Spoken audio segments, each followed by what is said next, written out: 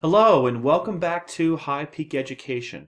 I would like to perform a calculation here for a typical United States electric generator. That is, using somewhat realistic values, let's calculate for, using Faraday's law, the electric current, or for that matter EMF, that it generates as a function of time.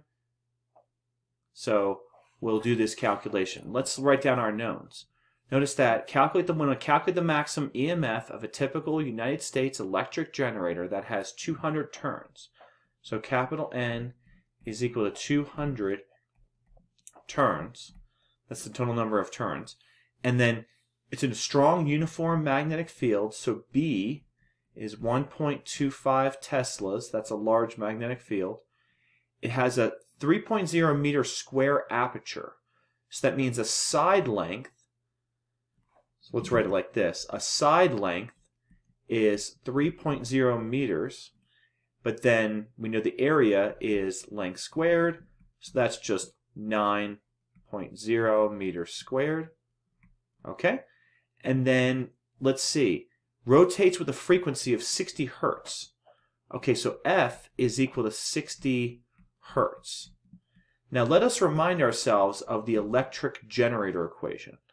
So remember, the equation for an electric generator is equal to NBA omega times the sine of omega t. So remember, the number of turns times the magnetic field strength times the area times the angular frequency times sine of angular frequency times time. Now let's get that angular frequency. I think angular frequency divided by 2 pi is frequency. So omega over 2 pi is frequency. So is frequency. So that means omega is 2 pi f. So wherever we see omega, we'll just put in 2 pi f. All right, and I think we have all the values. Then there's one more thing. We want to calculate the maximum EMF. So if we want this to be the maximum value, then in order for it to be maximum, the max is letting this sine of omega t equal to 1. Because we know that's an oscillatory function that bounces between positive 1 and negative 1, taking on all values. So we're just going to let that exactly equal to 1. So now let's put the numbers in for this EMF of the generator, maximum.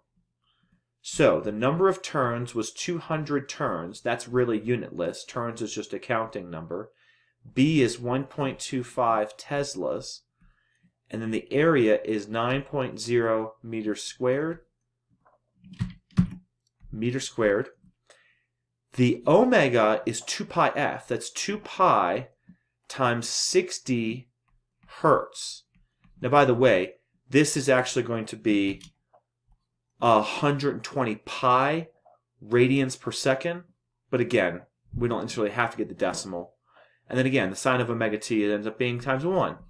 So let's go ahead and put these numbers in to calculate. So looks like we need 200 times 1.25 times 9 times 2 times pi, and then times 60 hertz. Okay, quite a big number. Let me go ahead and put this in scientific notation. So I will quit out of this. I will go back to this calculation. Okay, so we've got 8.48 times 10 to the 5th. So let's write this down. 8.48 times 10 to the 5th, and that should be volts. Now, by the way, to give you a little context, let's see. 10 to the 3rd is kilovolts. So this would be 848 kilovolts. Now remember, on typical electric power lines and stuff, usually we run about, say, 15 kilovolts approximately. So 848 kilovolts seems reasonable given that it's at the generator site. Okay, so that ends part A. Now let's do part B. At what time in seconds does this maximum first occur? So we're saying t is the question mark, and then when is the sine of omega t equal to 1? In other words, we want this to be equal to 1. Well, we need to take the inverse sine of 1 first to get t. In fact, we'll actually first find omega t. So omega t, which we know, by the way, omega t is 2 pi f times t. That should be the arc sine, which is the inverse sine of 1. Now, by the way, remember, what should be in here should be in units of radians. So 2 pi f, the 2 pi there seems to suggest radians, and we need an arc whose sine is 1. So I believe that's exactly pi over 2 radians. Okay? That's the first time that we get to a maximum value for sine. Now notice these pi's should cancel from both sides, and we should have, let's see, frequency gets divided down below, and so does 4. So I think the time is just going to be 1 over 4f. That's 1 over 4 times 60 hertz. Now notice hertz is 1 over seconds, so we divide by hertz, we just get seconds.